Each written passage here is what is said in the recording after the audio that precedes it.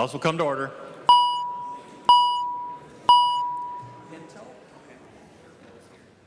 Calendar for the day. First bill on the calendar for the day is Senate File 943. The clerk will report the bill. Senate File number 943, number 1 on the calendar for the day, an act relating to higher education, the second engrossment. Representative Nornes, would you like to put the House language in before you present the bill? Yes, Mr. Speaker. Clerk will report the amendment. Nornes moves to amend Senate File number 943, the second engrossment as follows, and the amendment is coded DEA 2080. Representative Nornes, to your amendment. This appropriates $50,000 each of the next 2 years to the Office of Higher Education for a grant to the Loan Repayment Assistance Program. This grant is to be used to provide education debt relief to attorneys with full-time employment providing legal advice or representation to low-income clients or support services for similar type of work. It's part of a 401c or 501c program. Mr. Speaker, that's it. Discussion to the amendment.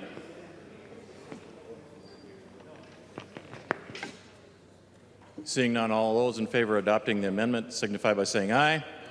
All opposed, nay. The amendment is adopted.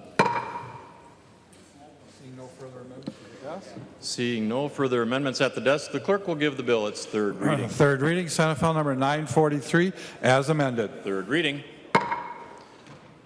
Discussion to the bill.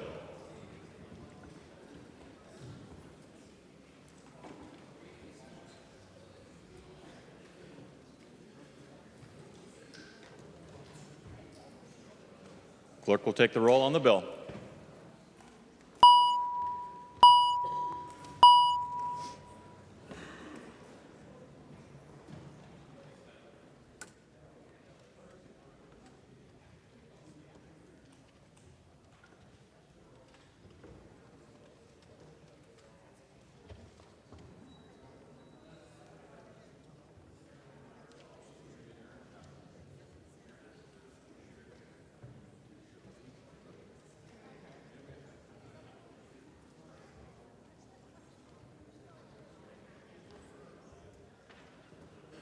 Erdahl votes aye.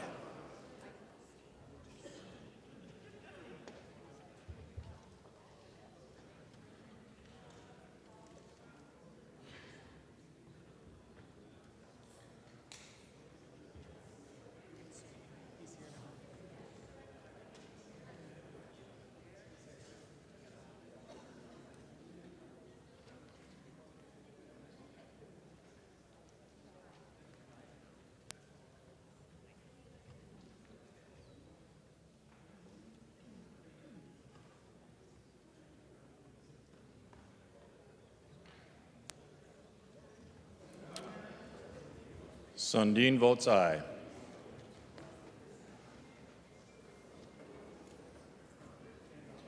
Clerk will close the roll.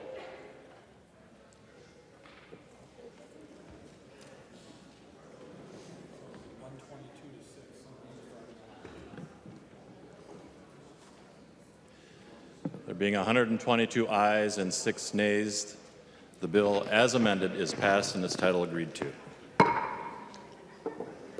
Mr. Chair. Out here. Representative Runbeck, for what purpose do you rise? Thank you, Mr. Speaker, that is. I would just, if you've not been in the retiring room, I'd like to invite all members and staff to enjoy the treats in the back, compliments of the Republican women of the House. And I understand it is something of a tradition from years past, so we're resuming that tradition. But please come and enjoy. Thank you.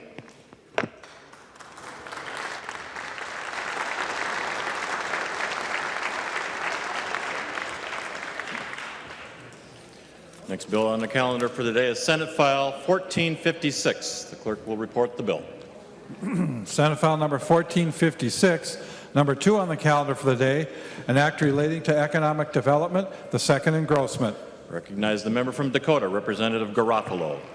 Thank you, Mr. Speaker. Mr. Speaker and members, this bill allows local units of government that have been administering the Minnesota Investment Fund the voluntary option of retaining some of those funds for whatever legal purpose they would like. In exchange for this, they will pay a small assessment to the state of Minnesota for the cost of that. This passed the Senate unanimously. I'm aware of no controversy, and I expect we'll see this bill come back in a different form later this session. I'd ask for members' support. Representative Garofalo, would you like to put the House language in before you present the rest of your bill? I thought I did that, but yeah. Clerk will report the amendment. Garofalo moves to amend Senate File number 1456. The second engrossment as follows, and the amendment is coded DEA 1620. Representative Garofalo, any further comment? Discussion to the amendment. Seeing none, all those in favor of adoption of the amendment, please signify by saying aye. Aye. All opposed, nay. The amendment is adopted. There are no more amendments at the desk. Clerk will give the bill its third reading. Third reading, Senate File number 1456, as amended. Third reading. Discussion to the bill. The member from Ramsey, Representative Mahoney. Thank you, Mr. Speaker, and Representative Garofalo. I suspect this bill has a long journey in front of it to come to its final resting place. There's some language that you just put in from the House that is a little offensive, and I hopefully everyone will vote for this, and we'll fix it in conference. Any further discussion? Seeing none, the clerk will take the roll on the bill.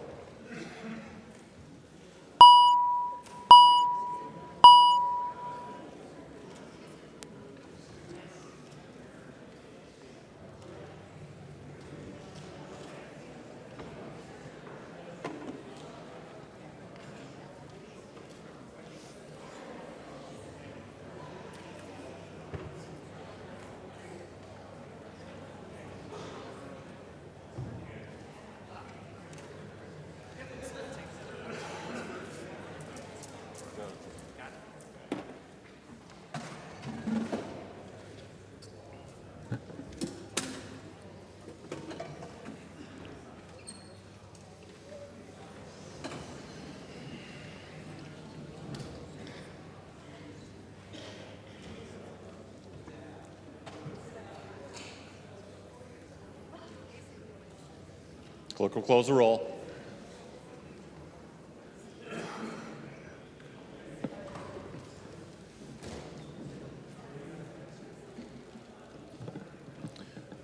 Lean votes aye.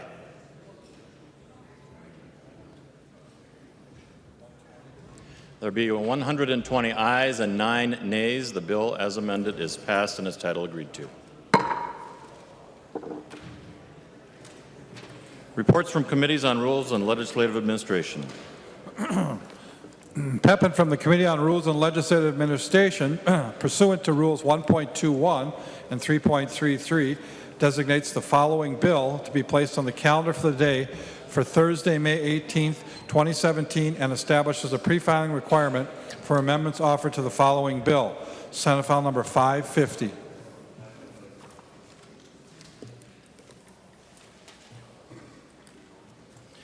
Conference Committee reports on House files.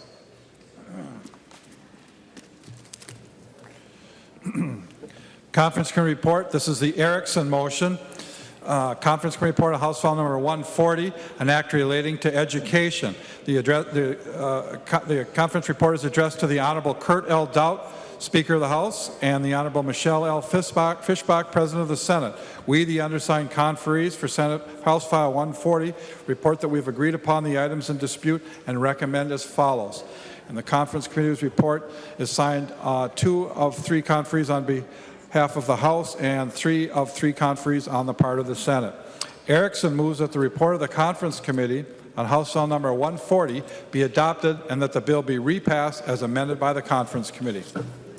I recognize the author, Representative Erickson, who will explain the report. Thank you, Mr. Speaker, and I'd like a roll call on this adoption. Report being a roll call being requested. Seeing 15 hands or more, there will be a roll call. Representative Erickson. Thank you, Mr. Speaker and members. This is the Conference Committee report on House File 140, the reform and innovation of the governance for teacher licensure and the creation of a tier system for licensing. And members, what this is really, truly about is ensuring that all teachers in Minnesota come to the classroom with a license. We have redesigned the licensure system to account for that. This is a conference committee report that has been compromised and negotiated among the House, the Senate, and the Commissioner of Education. And so, members, I am pleased to present this. And because a conference committee report usually calls for the differences between the bill that left the House, I will point out to you those differences, and then later, when questions come up, I can answer those, talking about some of the background on House File 140. What has changed since this bill left the floor on governance is that we still have an 11-member board, but we have a board that is made up of 6 teachers, one of whom will be a teacher from a college preparation program for teachers. Another is the addition under the administrative, so there are 6 teachers and 5 under the other category of those who have expertise in education, would include an administrator from special education, for example, an intermediate, or from an education cooperative, which many of us have in our districts.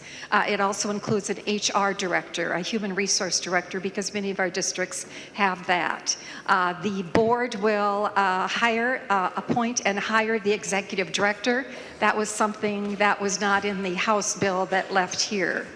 There also is a provision that would allow this board that becomes effective January 1 of 2018 to have a transition time, because we have allowed for 2 members of the present board to serve on the new Pelsby board. Members, this is the Professional Educators Licensing and Standards Board. That's the new name. We call it Pelsby. But 2 members of the BOT, the Board of Teaching that presently exists, will serve for 1 year on this board.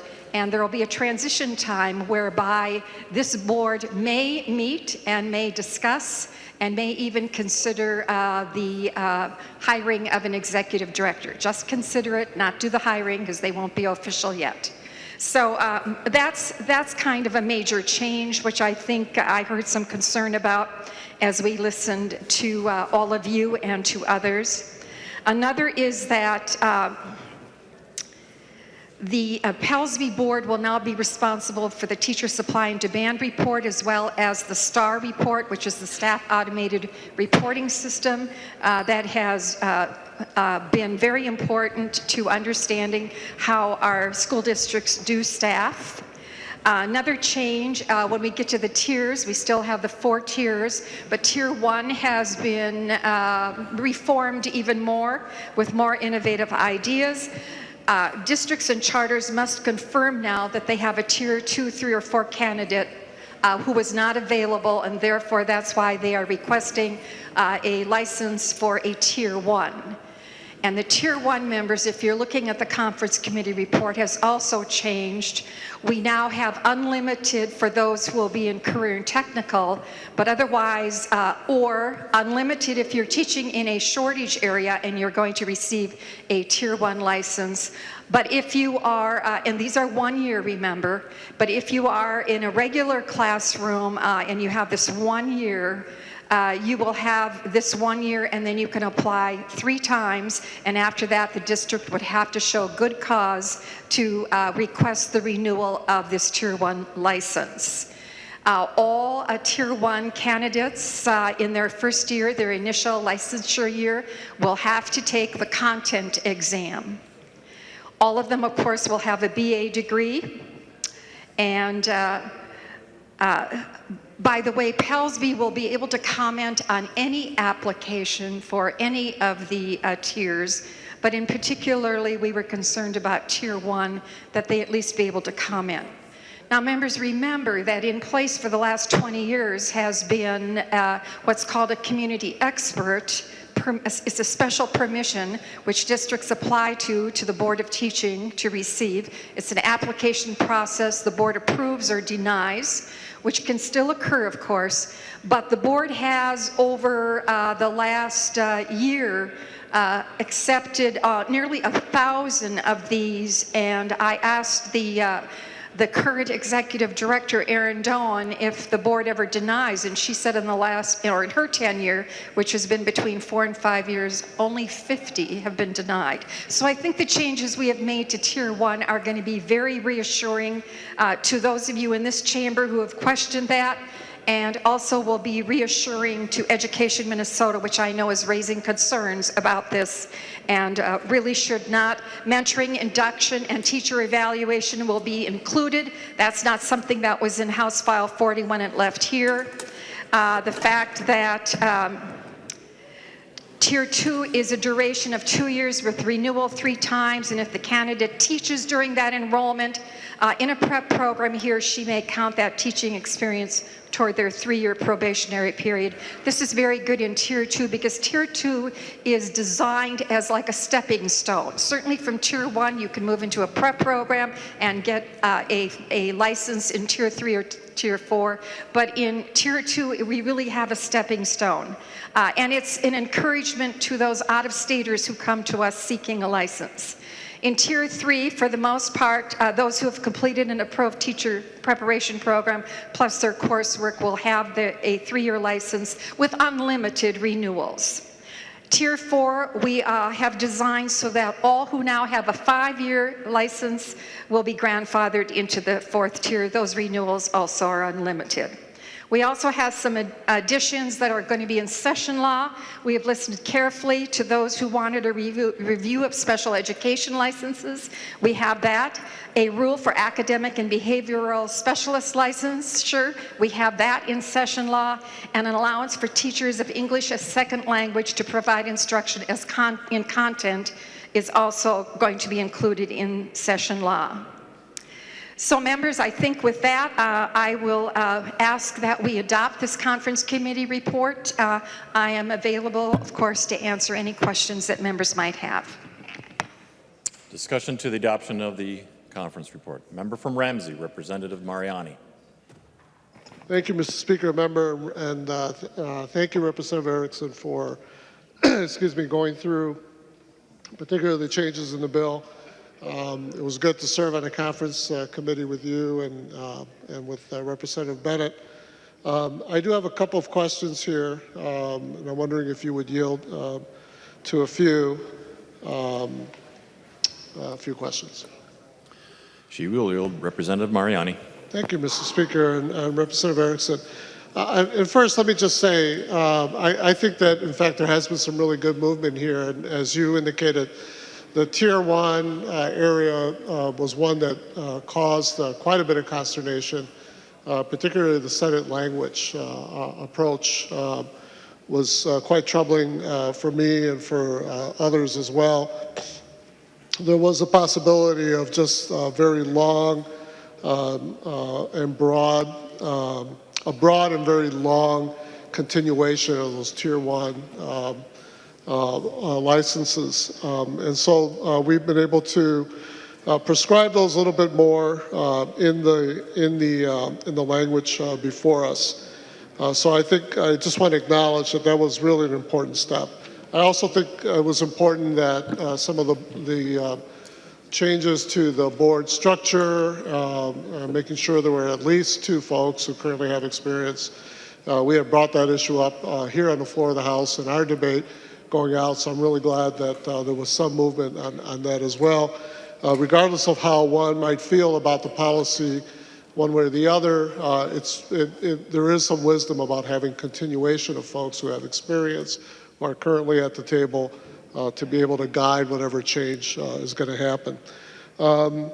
So let me just ask a couple quick questions. On the Tier 1 part,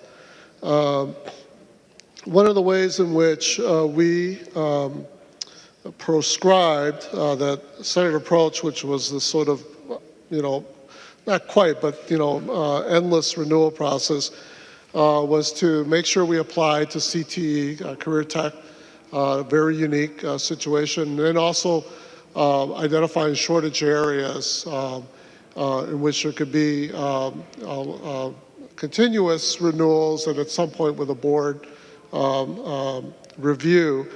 However, there's one language here which I'm curious about, and I'm wondering if you can just indicate to me, because we haven't had a chance to talk about this. And this has to do with shortage as defined in economic development regions where there's a shortage of essentially teachers of color. In other words, licensed teachers who reflect the diversity of the students in their classrooms. And so I just want to make sure, just for the record here, that in that circumstance, should we be expecting that those Tier 1 licenses then would produce an increase in teachers of color and American Indian teachers? Is that kind of the lens that we're going to be expecting from these school districts? Representative Erickson. Thank you, Mr. Speaker, and thank you, Representative Mariani, for the question. Essentially, yes, we are hoping that will be an encouragement because, as you know, teacher shortage varies from area to area, but we wanted to make sure that we included in the language that ability to attract teachers of color and teachers from our American Indian communities.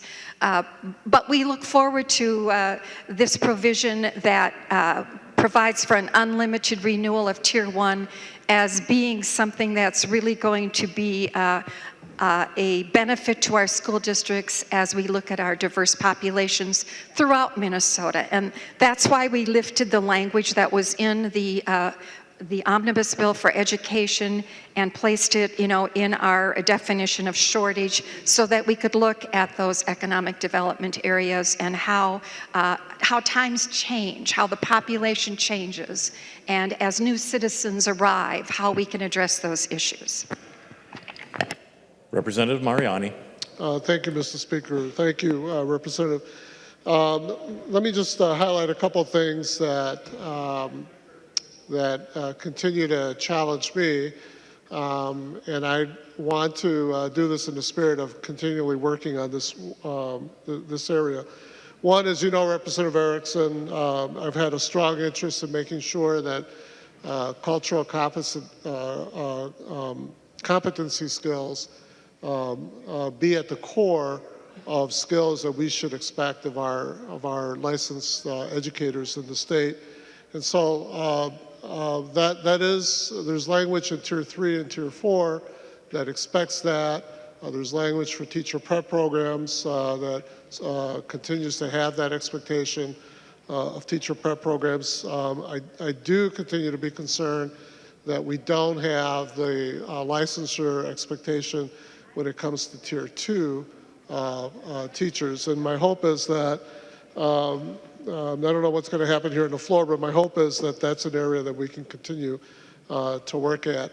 I just quite honestly can't imagine in this day and age, with the great diversity that we have in our state and our nation, having public school teachers that don't have the basic skills to work effectively with a diversity, racial diversity, cultural diversity. That's the reality that they're going to find in the classroom, and there's a lot of strong social research that supports the importance of those of that skill. I also want to lift up the. I also want to lift up something that the commissioner has expressed. And by the way, members, the commissioner is not at this point, at least she's communicated with me, she's not at a point that she's going to recommend, if we pass the bill as it is, that the governor signs it. I know that there's going to be an ongoing conversation, but that's what I've gotten for her. And part of that has to do with this issue regarding Tier 3. and also the funding issue. And I want to talk about those quickly. In the Tier 3 licensure, the language says that Tier 3 can be renewed an unlimited number of times regardless of subject area, but never, those candidates for renewal never needing to complete a prep program or complete a portfolio process. Plus, there's language here that says that if they're folks that had taught 5 years in another state, that will contribute to their ability to have their license, their Tier 3 license renewed. I think that this is an area that still needs some work. I know the Commissioner feels strongly about that. I know that Representative Erickson and Senator Pratt have had long conversations with her about that.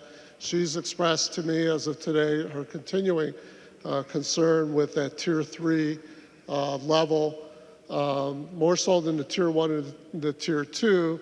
And she points out that, in fact, when it comes to the Tier 4, we do require one of those, a prep program or a portfolio process.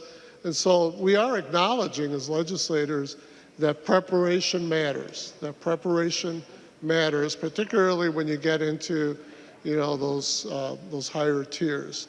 The other thing that the Commissioner has expressed is concern with funding.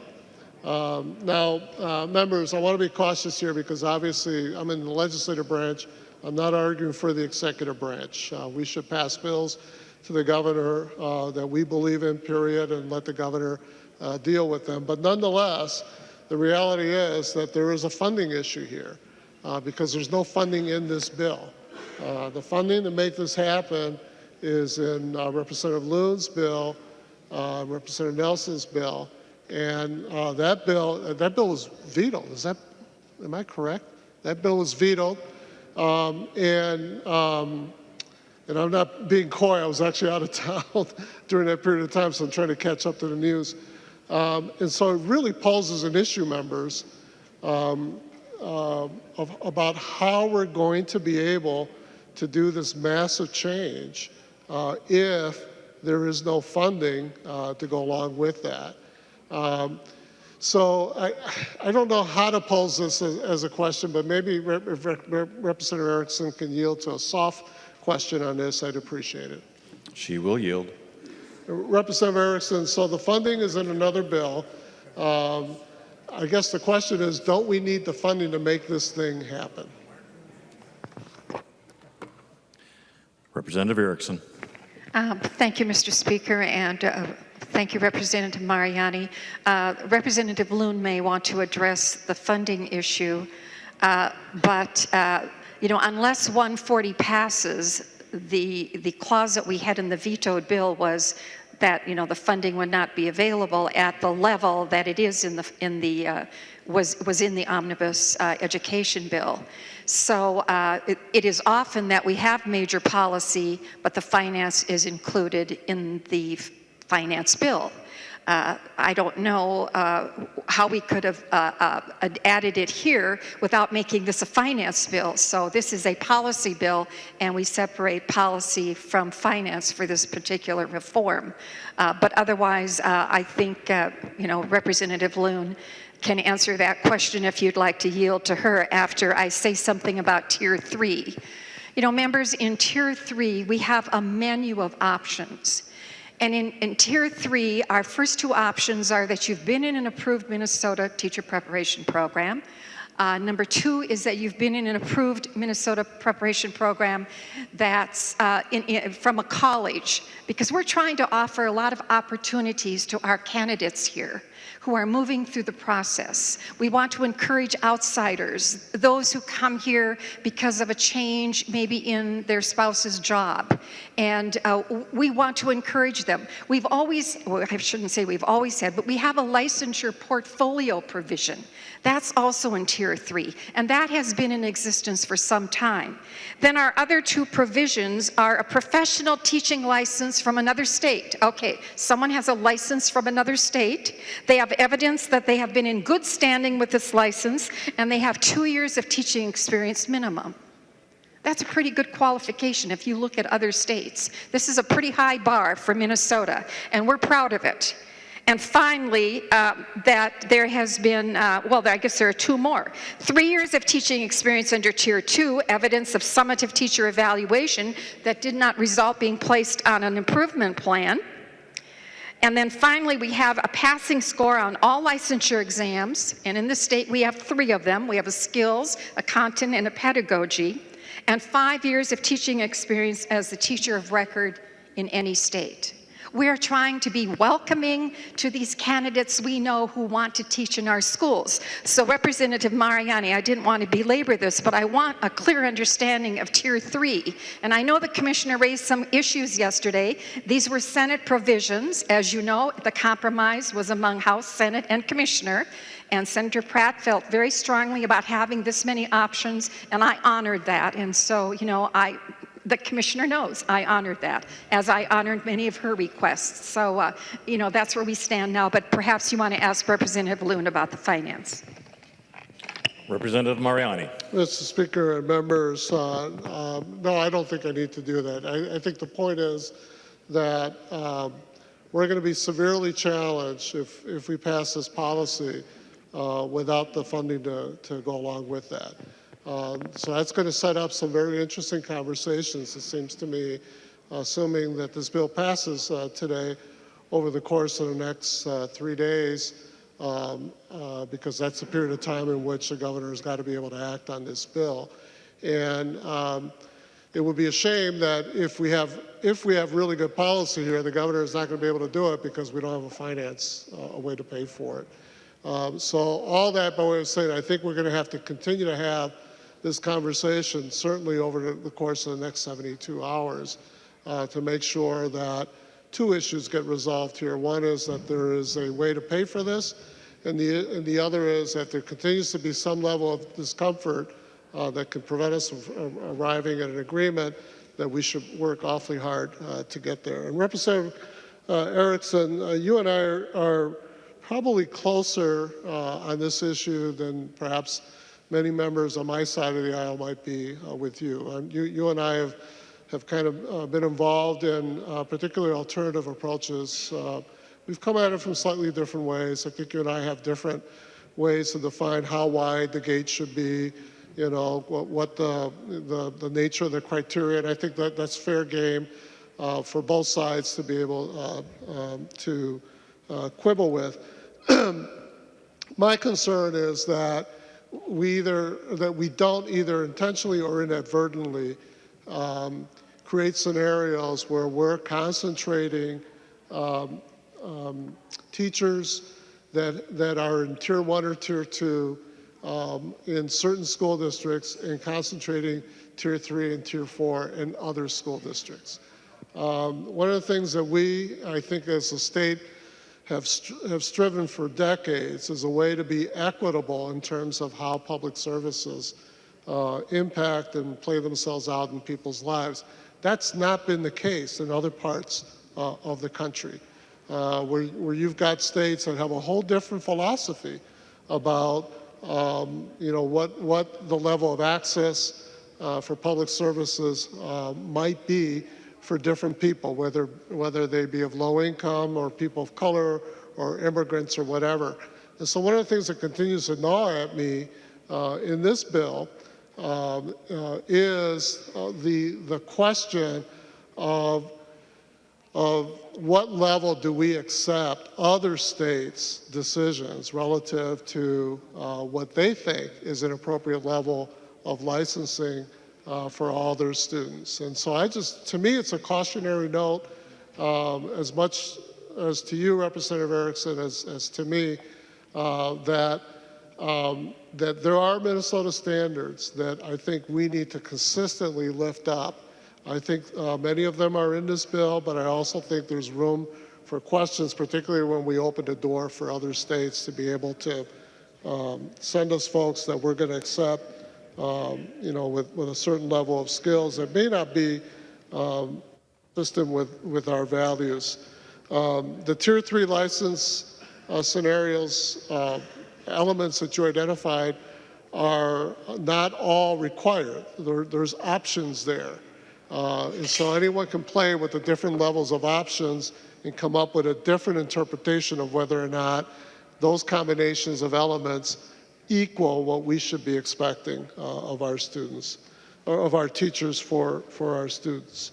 So members, my purpose to rise today was to point out some of the areas that I think are worthy of an ongoing conversation, particularly in light of this conundrum that we have, that this bill is not supported by funding at this point. We can view that as a problem, or we can view that as an opportunity to continue to have this conversation, and I hope that we can do that. And in all fairness, I also rose to acknowledge that there has been movement in this bill as a result of the House and the Senate having the discussion that it had, but also as a result of the commissioner weighing in heavily here. So members, do think carefully about the bill, and I look forward to the ongoing debate. The member from St. Louis, Representative Sandstead. Thank you, Mr. Speaker. I'm wondering if Representative Erickson will yield to a question. She will yield. I'm curious right now, we're talking in this bill, or this bill kind of addresses what you're calling a shortage of teachers in Minnesota. And the facts that I have right now say that the state of Minnesota has approximately 143 licensed, highly qualified teachers in our state. Only about 60,000 of them are in schools, which leaves, rough math, approximately 80,000 that are not in schools. What is this bill doing to recall, to address, to go after, to entice in innovative ways 80,000 highly qualified, licensed, teacher-prepared, programmed teachers? Representative Erickson. Thank you, Mr. Speaker, and thank you, Representative Sandstead. You know, I think Minnesota should be very proud of where we are and where we're going with this reform and this innovation. We can't force teachers who are not presently in the classroom to return to the classroom. And it really is probably more about what we find out in the supply and demand report when it comes to shortages. You know, the community expert that we now have with Representative Mariani's concern about cultural competence, which is also our concern, most of those teachers are native speakers. They're in Spanish for the most part, because so many of our schools have moved into immersion programs. My home district in Princeton, in fact, has Spanish immersion starting in kindergarten. They've had to hire a community expert to fill that position. And that person is a native speaker and is excellent for those children because of her command of the language and the understanding of the language. So that's one reason we maybe have teachers who don't have jobs in our classrooms, because our schools are becoming just as diverse as the populations of students in their course offerings. And so, you know, I can't answer that question, Representative Sandstead, other than to say if they have a license that's lapsed, I think we have a good way for them to recoup that license, because I don't know if they've let their license stay in honor of our licensure system. But we have provided a system, we've provided a pathway for them to move through if they want a 5-year license. So, you know, I think what we're doing is very encouraging, and I think is going to become a nationwide example of how you can be innovative, reform, ensure that you don't have a broken system when it comes to inviting candidates into our system. Representative Sandstead. Thank you. I'm wondering if she'll yield to another question. She will yield. Representative Sandstead. So if you buy into the narrative of a teacher shortage, what are you doing, or what does this bill do to help ensure that we're not facing that problem going into the future, when higher ed is being cut, teacher ed programs are being cut. And do you want Minnesota to be known for laws like Arizona has, innovative laws called the warm body law, where they put a warm body in a classroom and call it innovative ways of filling that? Representative Erickson. Thank you, Mr. Speaker, and Representative Sandsted. I think you're misunderstanding what our reform is about. Every teacher is going to be licensed. Tier 1 now is no longer a community expert. It is a high standard for someone who has a BA or has a career and technical background or has an associate's degree to be in our classrooms. We are ensuring that they have content knowledge by making sure that they have content.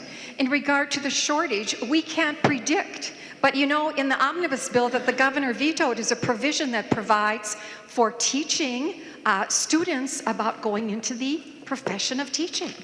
But he vetoed it. So I don't know if it will come back, but it's there. And it's an encouragement.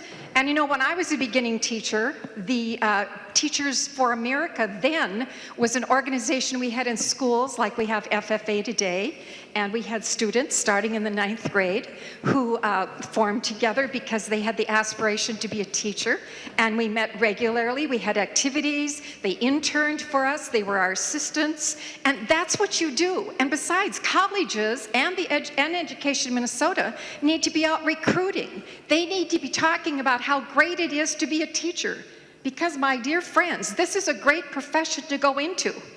I was into it almost 35 years and taught in a variety of settings. And, you know, I can't think of anything else that was more rewarding when you see students learning, students grasping an idea. So, you know, let's not get caught up in what the downside of this bill might be for a few. This is really good legislation. Members, we've had 45 iterations of this House File 140. And 25 different meetings that have gone on between the House and Senate to move these proposals, starting with Senator Pratt's House File 4 at the beginning of January. This is not something that's sat around on a desk and not had attention paid to it. When we count the hours that everyone has put into it, it would exceed 1,000 hours. When you count the commissioner's input, her staff input, members' input here, stakeholders, all those meetings we had during the summer, our nonpartisan staff has spent tons of hours refining this, reorganizing this statute. This is something to be so proud of, and yet we're picking at little things. And I can't answer some of those questions. I can't answer what are we going to do about the shortage, because that's something that the profession itself has to do something about, and I feel committed that colleges of teacher preparation, alternative or otherwise, should be working on that. And there's no reason we can't have a student organization again. So Representative Sandsted, I can't answer your question the way you want me to answer it. I can just say what is really good in House File 140, the conference committee report, that we need to move to the governor's desk and get a signature so that we do not have a broken system for governing and licensing those who want to become our teachers. Representative Sandsted. Thank you. Members, I just want to say that 80,000 members is not just a few, it's several. And putting a licensed person in a classroom, they have a degree, and you're calling them licensed. They may have a degree, they may have content knowledge. That doesn't make them a teacher.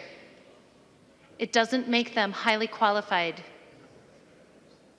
Think back to your own experience, members. You've probably had people stand in front of you that had great content knowledge, but they may have been poor teachers. I'm here today advocating for students because I want highly qualified educators in front of our kids, because Minnesota, we deserve to give that to our kids. They deserve that education. And when our body ties the hands of a school district, our teachers, we're not helping anyone. And there are innovative things in your policy, in your bill. It's not all bad. But I think we have work to do, and we have to be careful, because a degreed person does not make them an educator, it does not make them a teacher. And our kids deserve better than a warm body with a degree in their classrooms. The member from Hennepin, Representative Bloom. Thank you, Mr. Speaker and members. Well, first, I just wanted to congratulate Representative Erickson, Representative Bennett, Representative Mariani, all of the members that served on this conference committee. I know how hard you have worked, in particular you, Representative Erickson, as chair of the policy committee, to shepherd this effort through.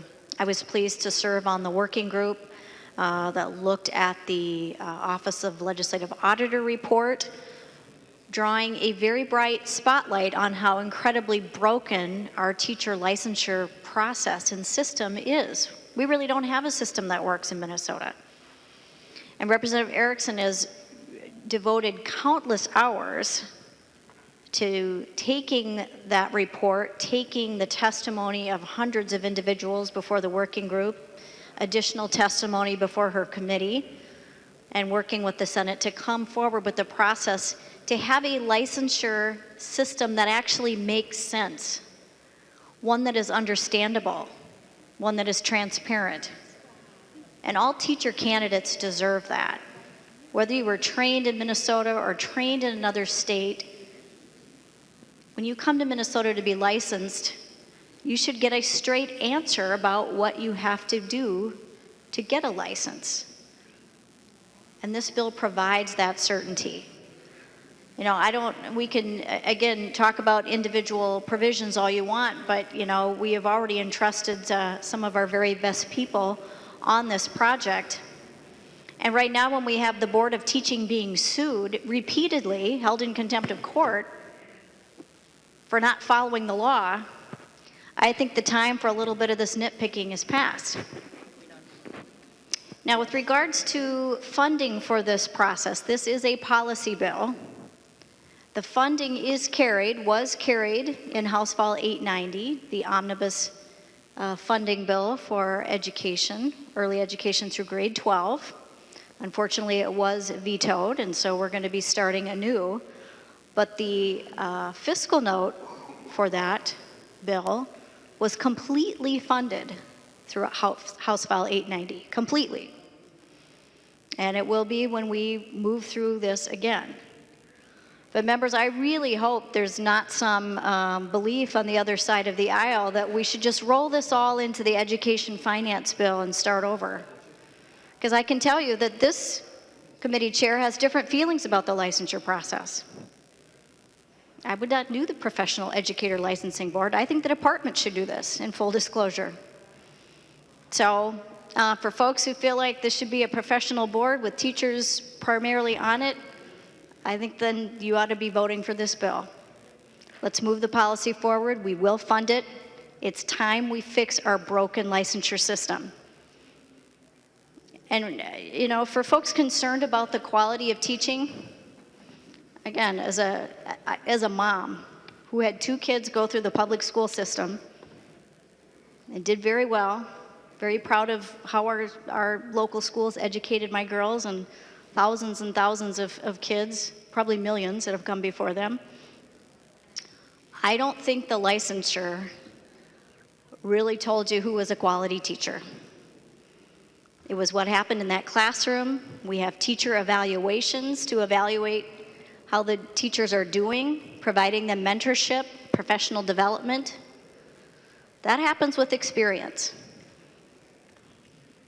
So the licensure process is a very small piece of quality teaching. Again, just speaking as a parent in the years that I've observed this. So members, I would really urge you to support this bill. I think it's a good product. All of the concerns that have been raised with Representative Erickson and the committee members, I believe to the best of her ability, have been resolved, including those from the commissioner. And at this stage in the game, there really should be no question about whether or not this is worthy of support. The member from Hennepin, Representative Dabney. Thank you, Mr. Speaker and members. This course is a area near and dear to my heart, having spent 17 years in the classroom and continuing to be a licensed social studies teacher myself. I served on the task force working group. I can never keep those phrases right. Working group this summer that looked at this issue. And I want to thank Representative Erickson for bringing the bill quite a distance from the more extreme positions that were originally in the bill. What we have before us is more responsible than was originally proposed. One of my top criteria was that we continue to respect teachers as a profession by having an independent board. And I spoke to that fact a number of times during the task force process, and you've arrived at that place here. And I appreciate that. I also appreciate the recognition in this bill to the very real needs around career and technical education. The Professional Association for Career and Technical Educators in our state has roughly half the numbers today that it had 20 years ago, because we have allowed or even driven less and less opportunity for career and technical education in our schools. And yet we can't quite figure out why the graduation rate isn't what we want and why the achievement gap is what it is. And it might just be that we're sending the wrong message to kids when we cut off opportunities for them to follow their interests into good paying career and technical education job tracks. So we do have a very real issue there. We've got a very real issue of teacher shortage in the career and technical education area and the shortage of programs to develop those teachers. The bill helps in that. But if we're looking to answer the larger issue about getting the right person in the right classroom, in the right place, I'm not sure this bill gets us there. The answer to that should not be lowering the bar if we want to help close the achievement gap. When I talk to teachers, they tell me that almost every day the job seems a little bit harder than it was the day before. That the students of today are bringing in more challenges in themselves, from their families, from their communities, into the classroom. There's more to juggle for the teacher, there's more to contend with, and we're not providing them with the resources that they need. The answer is better qualified teachers, holding that high bar and learning as they go through the profession to increase their skills. Accepting anyone who's ever been licensed in any state to teach anything is not the path to hold on to the strengths of the Minnesota education system that will allow us to leverage those strengths against the challenges. But more importantly, members, if we really want to answer the needs of students and families and schools today, we need to look at funding our schools better than the education finance bill that left this floor and rightly received the governor's veto. Not even keeping up with inflation doesn't put better teachers into classrooms, doesn't help close the shortages, doesn't help close the achievement gap. We need to do things like provide funding for full-service community schools, a responsible, cost-effective, and proven method for dealing with the larger issues that families and students and communities face so that the education can take place. We need to do more about providing support staff in those schools, a major gap in the K-12 bill that was passed here. Because as a teacher, you've got a great set of skills, but they're not the only skills needed in a school to deal with the needs of a child and their family. And you rely on the school counselors, the school nurse, the school social worker, and others to step in with their skills. We need more of that in today's schools, and we're falling short on that. We need to honor and celebrate our teachers and the role and place of public education, something we too often don't do in our rhetoric. We too often talk about failing, and we challenge teachers and we attack them, and that doesn't attract new candidates into the profession that I'm so proudly a member of. And we need to build more opportunities for the staff in the schools today who come from that community, who know education, to step forward to the front of the classroom as a fully licensed, highly qualified teacher. Members, we need to raise the bar, hold the teachers to that level of accountability, and support them to give our students the best that they need. Thank you. The member from Cottonwood, Representative Hamilton. Well, thank you, Mr. Speaker and members. I received a phone call from a teacher back home, and she had a question that I couldn't answer for her, so I said I'd ask the question here on the floor. So if Chair Erickson would yield for a question, please, Mr. Speaker. She will yield. Representative Hamilton. Thank you, Mr. Speaker. And Chair Erickson, her question was, well, first of all, on the CTE side, she was okay with all that. On the what I described as the track one, more of the traditional type of teaching, she wanted to know if there's any type of like a strong mentor program or anything like that. If you could please answer that question, I'd be grateful. Thank you. Representative Erickson. Thank you, Mr. Speaker, and thank you, Representative Hamilton. Mentoring, induction, and teacher evaluation are included in all tiers. Now, for Tier 1, and I want to remind everybody again, we've had a community expert in place since 1998, and districts have sent applications to the present Board of Teaching for approval or denial of those, and they have been in our classrooms all that time. And I trust school boards, and I see some sitting in the gallery. I trust those school boards. They have not been putting in our classrooms substandard quality.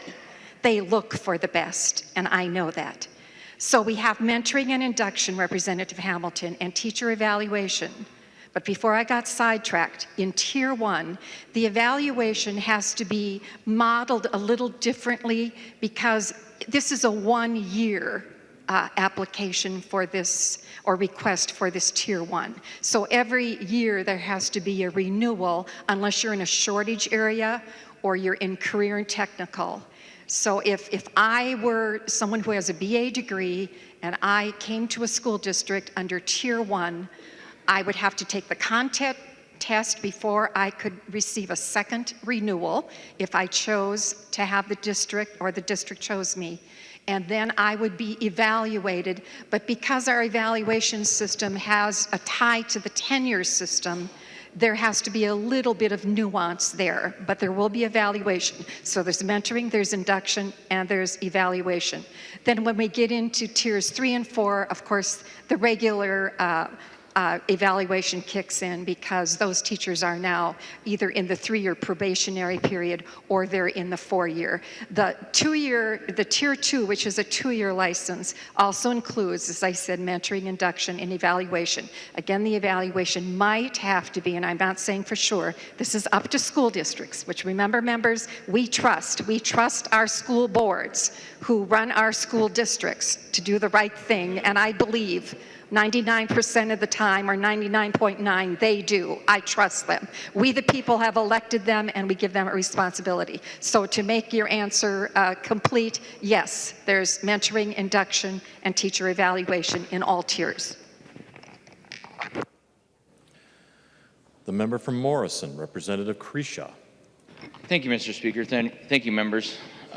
Representative Erickson, thank you for a good bill. I've seen your light on in your office way too much as you've been working on this bill. And I can tell that you were a fabulous teacher because the fabulous teachers had their light on all the time.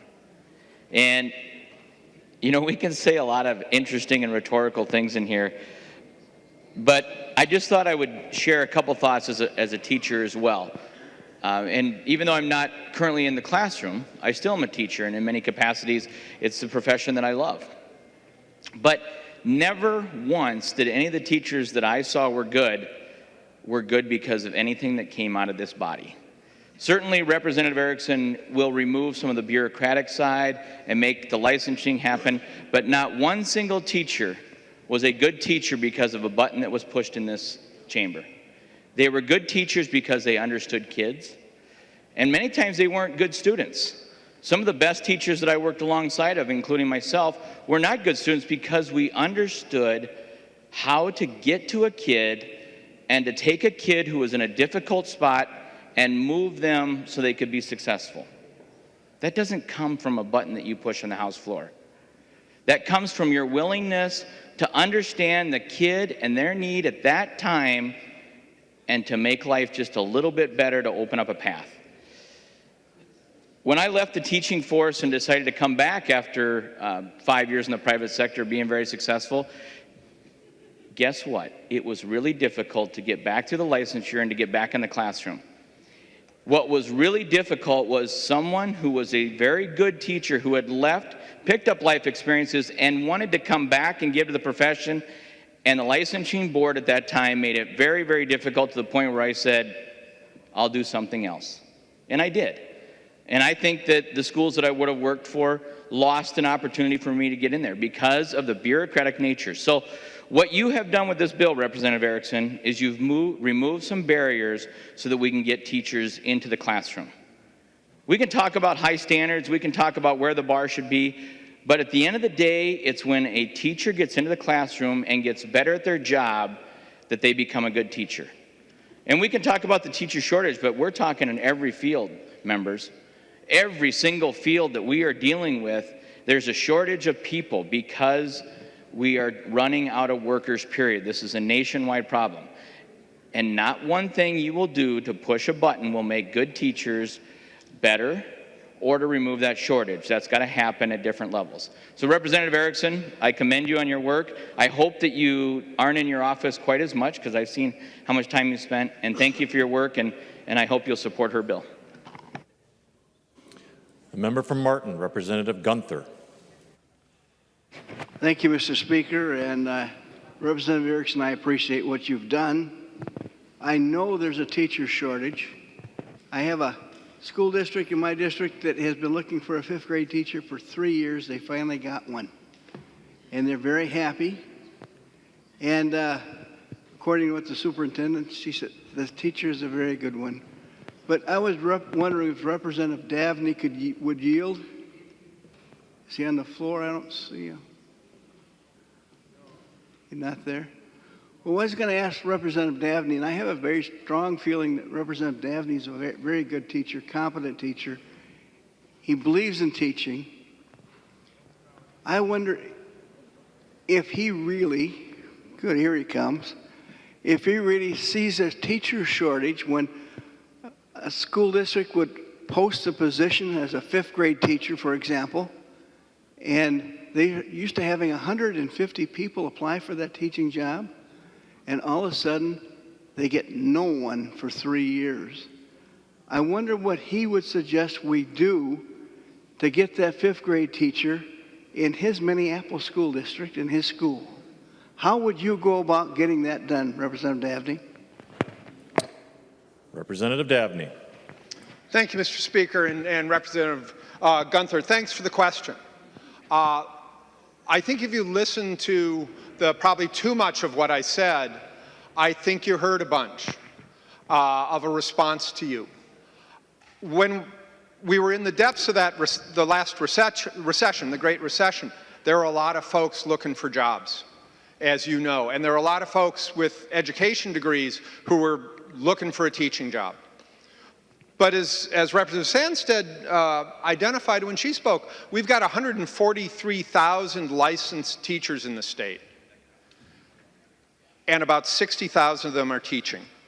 And we have districts in greater Minnesota that have a very difficult time finding some teachers. We've got some licensure areas, particularly in the STEM field and career technical education, where we don't have the numbers that we need.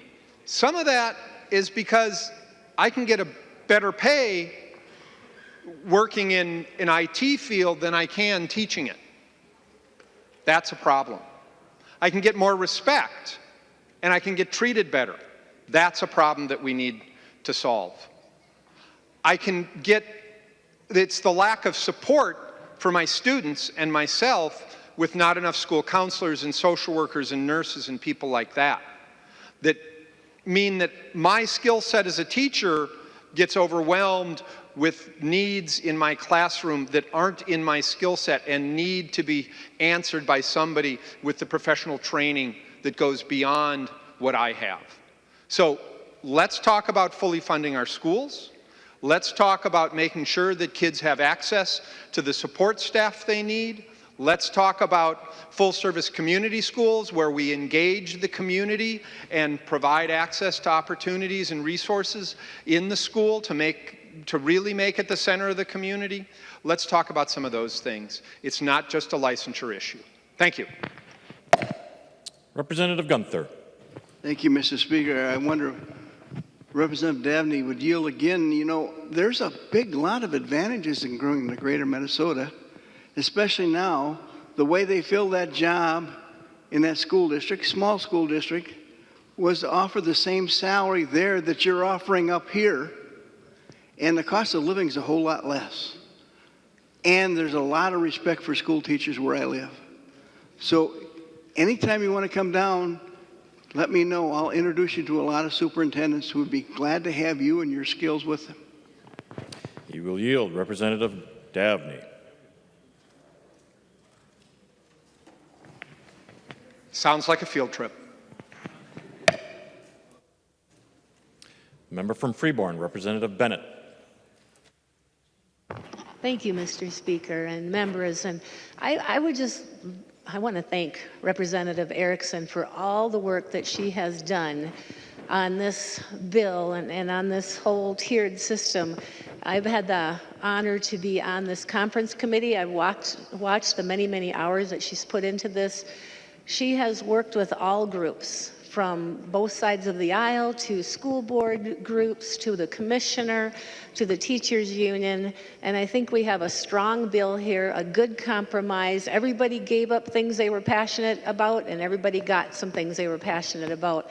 So I feel like this is a good bill. This is much needed. We need transparency in our licensing system, as we found out from our audit that was done, and clarity. There's a teacher in my district, 27A, who still hasn't been able to figure out how to get a teacher's license here in Minnesota. She came from out of state. We have other teachers who want to get a different license in a different area, and they would love to have more clarity in this. So thank you, Representative Erickson, for this good bill, for everybody who worked on it, and I'm hoping to see lots of green lights up there when we get to press our button. Thanks. The member from Nicollet, Representative Johnson C. Thank you, Mr. Speaker. And would Representative Erickson yield to a question? She will yield. Representative Johnson C.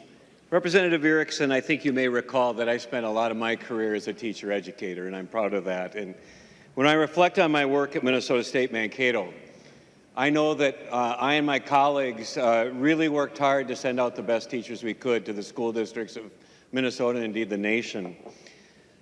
We made sure that those students could teach to academic standards. We made sure that all those students, as they went out to teach, had a strong understanding of child development. We made sure that they had a set of successful developmental clinical experiences over a fairly long period of time. They all knew how to assess learning. They all knew how to differentiate learning to teach to different students so that all students could succeed. They knew how to develop and plan an appropriate scope and sequence as they developed the curriculum of their classes. And they developed instruction that built upon itself and helped support students so they could move towards a deeper understanding of the content that they were teaching.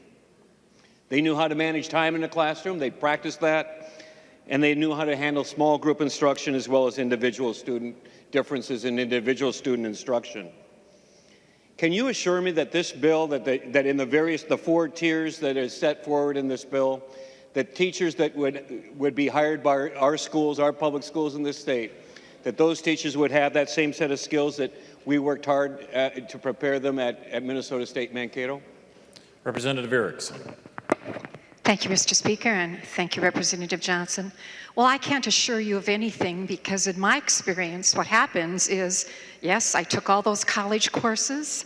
I was supposed to know how to do all of that, but then reality hits, and you have a classroom full of, 30 ninth graders maybe, or for me, it might have been 10th, 11th, or 12th graders. After all, I had the speaker.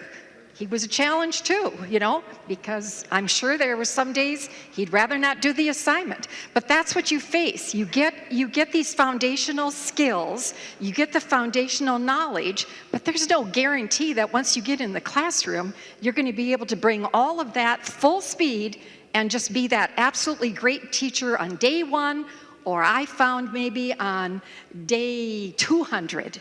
Because teaching is different every single day because students are different. So I applaud teacher preparation programs. I came from one myself out of Concordia Moorhead. And I have evaluated, in fact, yours when I was on the Board of Teaching. And I found some very good qualities in teacher preparation programs. And I know that you're doing a good job. But until you get on the job, like in any profession, you have to then hone your skills based on each day as it changes, because each day, regardless of the course, regardless of the grade, is going to be different. And you bring that foundational knowledge and then you learn on the job.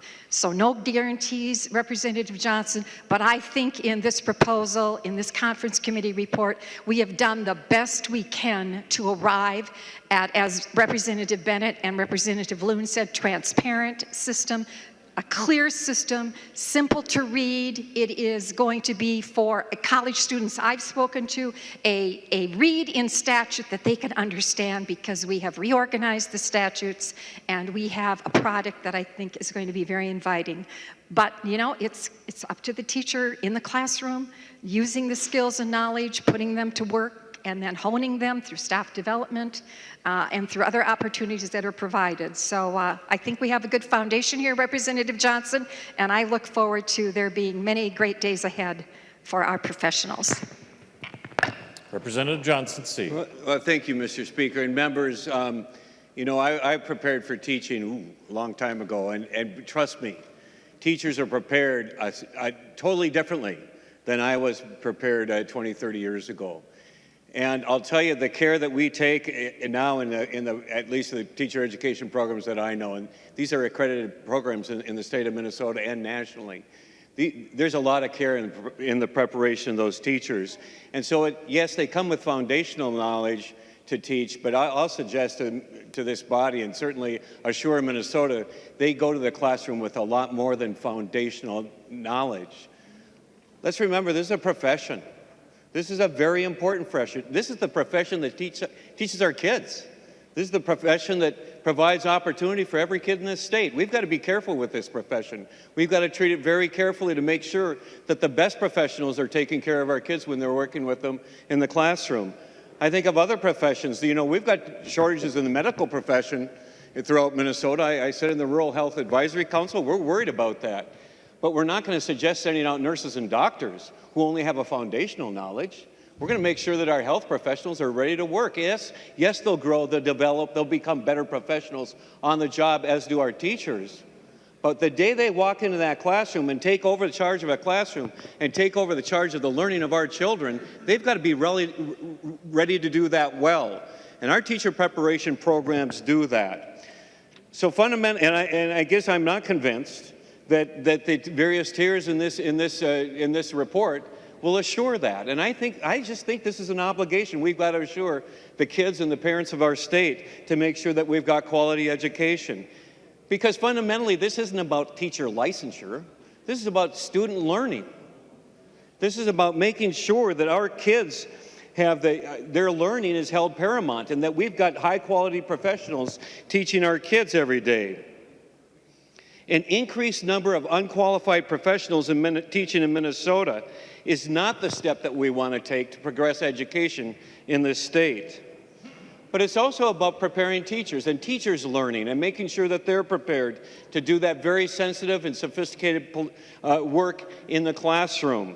So I take this really seriously. It's not only that I gave a career to it, but when I go out and I talk to my families in my district, I'll tell you, the number one thing on their mind is make sure my kids have a good education.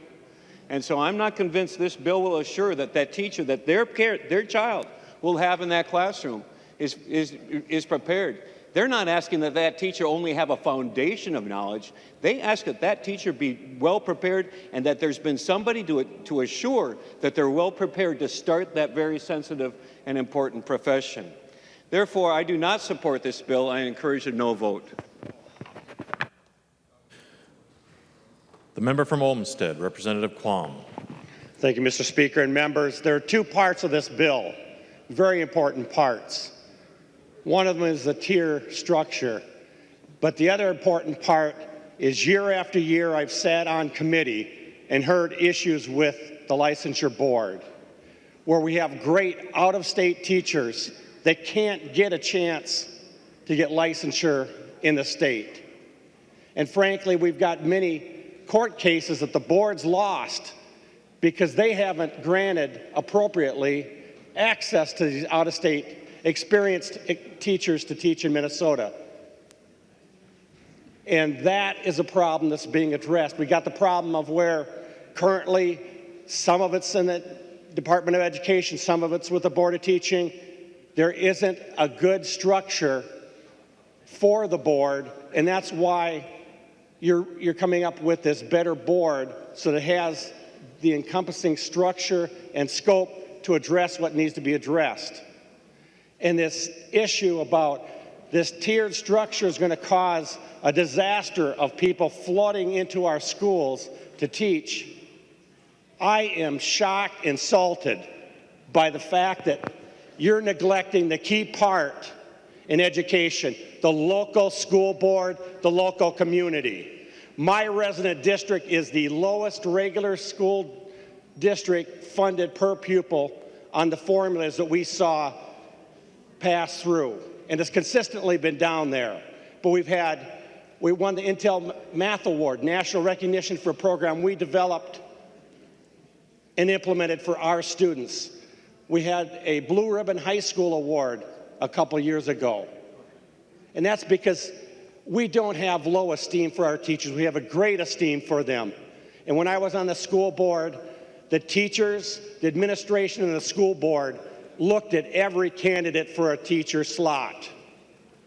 And we hired the best candidate because it's not just the degree, it's not the resume, it's the person. And you get that by having the local people talk to them. And if you think that we're going to hire a bad instructor just because we can, I know school districts in Dodge and Olmsted County that have not filled positions because they didn't have a candidate they felt they could hire that would fit and work for their students. So it is insulting for this body to say that this tiered licensure structure is going to ruin our schools because it is the local community, administration, and teachers and the school board that make sure the good people are hired into those districts. They don't get a free pass, even if they get licensure. And if you look at the current system, how broken it is, there's one specialty that you can't, in order to get licensed in it, you have to have a program. They don't offer it in the state of Minnesota. So frankly, it's past time, years past time, that we fixed both the board structure and the licensing structure and stop using the assumption that local people are going to hire anyone off the street that's licensed. We care about who teaches our kids. At least we do in my district. The member from Hennepin, Representative Slocum. Thank you, Mr. Speaker. Would Representative Erickson yield for a question, please? She will yield. Representative Slocum. Thank you. Representative Erickson, just one quick question, and it's a short one. As I'm reading the bill, it appears that Tier 1 teachers don't have the opportunity to join collective bargaining units, that they have to be in Tier 2. Is that correct? Representative Erickson. Thank you, Mr. Speaker. Yes. Representative Slocum. Mr. Speaker, That's all I needed to know. I'm a no vote. The member from Dakota, Representative May Quaid. Oh, thank you, Mr. Speaker. Members, I've spoken pretty passionately on this floor about how I feel about schools, how I feel about teachers, because I was educated by the teachers I represent now. I was educated in the schools I represent now. But I just want to kind of draw the larger narrative about what we're doing, right? We're underfunding our schools, and then we're telling school boards that they can lay off teachers who are more expensive, and then we've set up a perfect licensing system where graduates with a BA, cheaper teachers, can get hired by those school districts. That is not the quality public education system that we have set up in Minnesota. We've talked a lot about the public schools that a lot of your kids have gone to. They went to those schools under the system that we built, not this system. Now, we do need to fix our teacher licensing structure. It does need to be under one authority. It does need to be clear and understandable. But we do not need to lower the bar. And I have to say, when we start talking about needing more teachers of color in the profession, and then we lower the bar as if that's what we need to do to get more teachers of color in the profession, that is incredibly offensive. So if we want to tackle the achievement gap, we want to get more teachers of color, we fund our schools. We give paid parental leave and wages that work and healthcare that's affordable, and we fund the transportation that get people to jobs. This is how we tackle the achievement gap. Mental health counselors, social workers, nurses, nutrition providers, the full breadth and range that we provide in our schools, that's what we need. This is not complicated. We can't pretend like we don't know the issues. We know the issues. But lowering the bar is not how we solve the problem. Lowering the bar is not how we keep our quality education system in Minnesota. Lowering the bar is not how we respect the profession of teaching. So members, I'm a no vote on this, and I think we can do better. And it's a start that we got some of the things answered, but we absolutely need to keep our bar as high as we've kept it in our education system. Thank you. The member from Mille Lacs, Representative Erickson. Thank you, Mr. Speaker and members. I'm not going to speak after this adoption and on third reading, because I think I've said everything that you all need to hear. Because I'm afraid that some of the questions that have been raised by members who don't even know what's presently in the law. So, I mean, you need to review what we have in law now and find out how confusing it is and how overlapping it is and what a frustration we have caused. I mean, we've probably kept a number of great candidates out of the profession because we had such a lousy statute to try to get through, to get to the meat of it, and to know what you really need to do to become a licensed teacher in Minnesota. 2 years ago, we passed in this body reports that are required. Teacher preparation programs now must report on how they're doing with their students as they go into the field. We have included Representative Fooley's disaggregated data on race in this proposal. A very necessary piece of data that we need to collect so we know what's happening in our classrooms. We need reports from districts on how teachers are doing, their licensure, their performance. We need reports from school boards, in fact. So we've covered the whole gamut in accountability for this profession that we all think so highly of it. So members, I'm just really disappointed that I'm hearing these no votes. Representative Slocum, you can't expect a teacher who's there 1 year to have to pay dues to a union. They're here today and maybe gone tomorrow on a Tier 1 license. That doesn't even make sense because they're not even defined in statute as a teacher. So read the bill so you know what the specifics are before you start, downplaying this great reform. And it's not I who wants to take credit for this. This was a team effort beginning with the study group that we had, on which Representative Mariani and Representative Davney served, and Representative Yaruso, who's no longer with us. She was there, and she was a very good voice to have for her ideas. She brought forth some of the ideas that we've included in this proposal. We had great representation from the Senate. We had Representative Clausen, who is a principal, a retired principal. We had Senator Clausen, Senator Wigger, and they contributed greatly. So we began this process in a bipartisan way. We moved forward with the recommendations. Then we moved into creating, after the recommendations were set, to have one entity, to keep BOSA separate, to make sure we didn't put CTE out on the, on the side. We wanted to include them in the licensure, and then to proceed to make sure we had a great governance structure. And we listened, and we took input, and we had meetings, and we had, as I said, 45 iterations of this, with 25 different interactions going on, and thousands of hours put into this. We had revisor staff and nonpartisan staff who worked tirelessly to bring a product that is going to be so good for the future of this profession, which will ultimately result in our students having great teachers.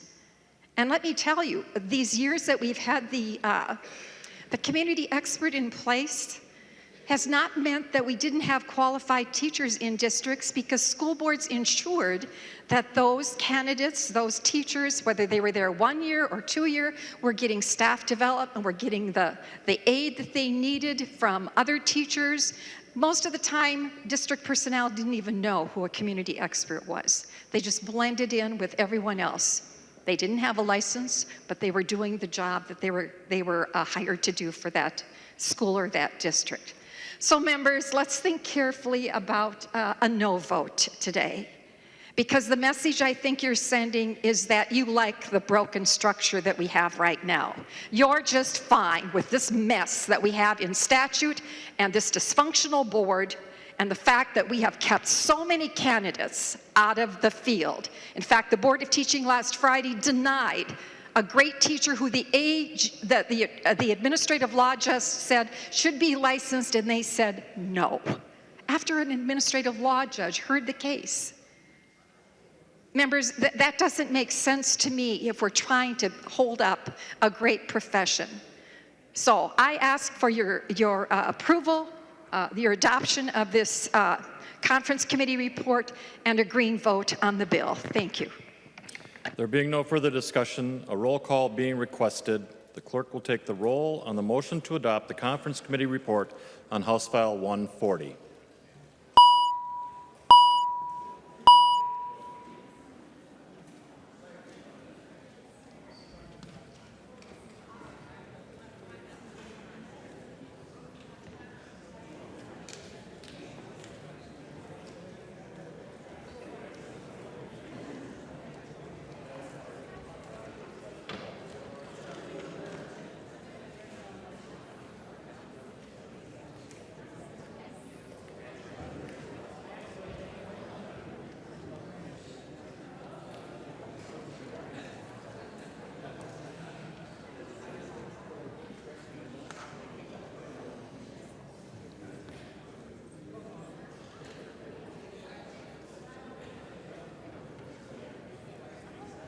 Clerk will close the roll.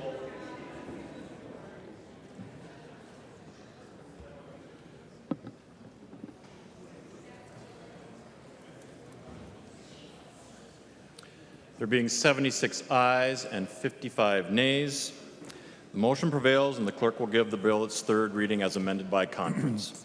Third reading, House File number 140, as amended by conference. Third reading. Discussion to the bill. Member from Hennepin, Representative Pryor.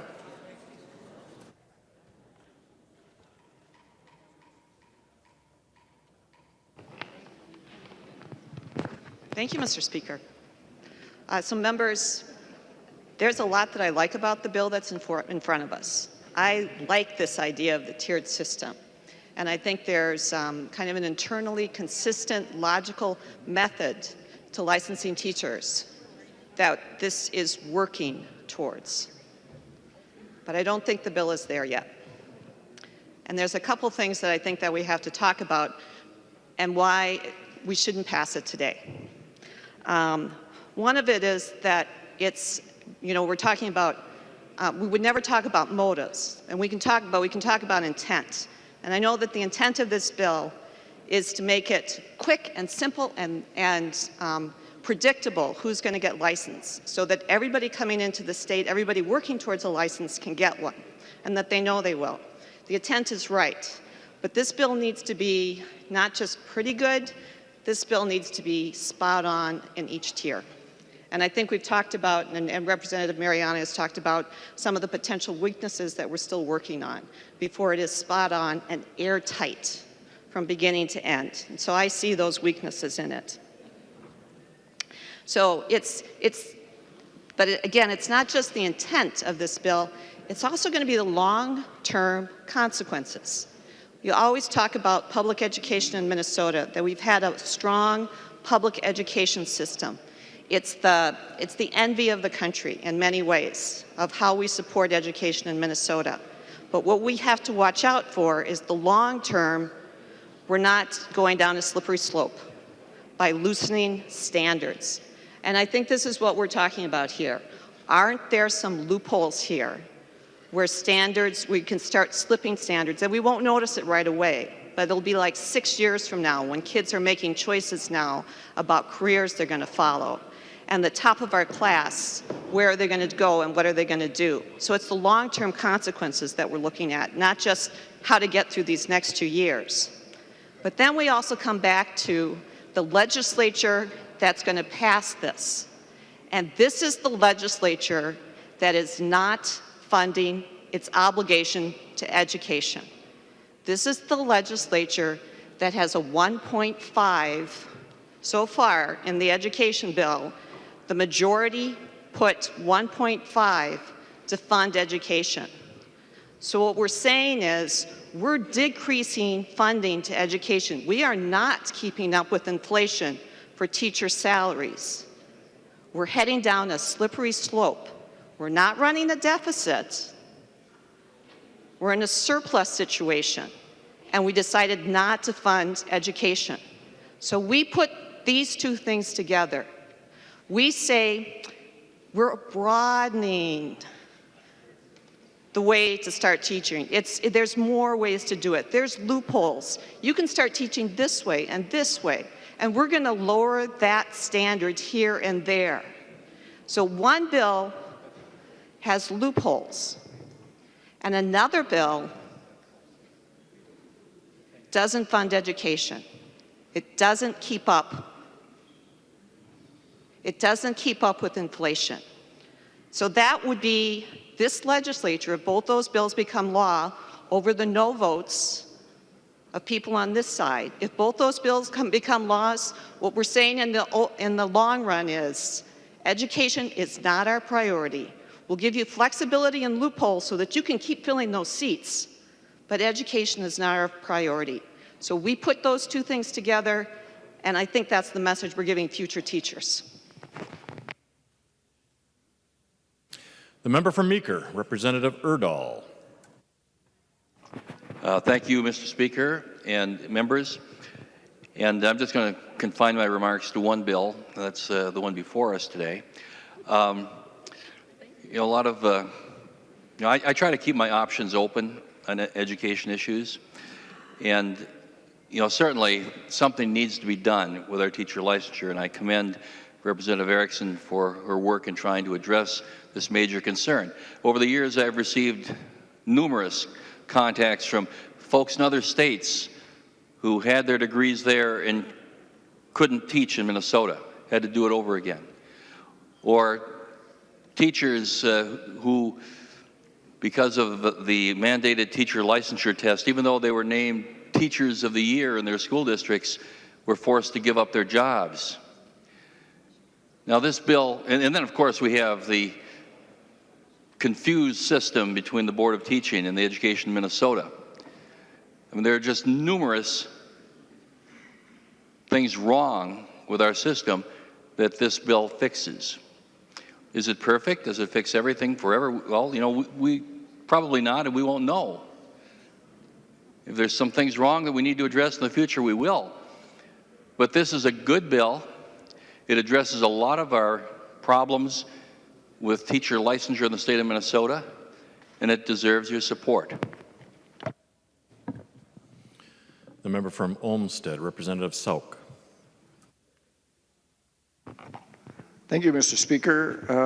I had started this adventure in my life with a phrase that I heard early on, and that was, it's better to be thought stupid and be quiet than to open your mouth and remove all doubt.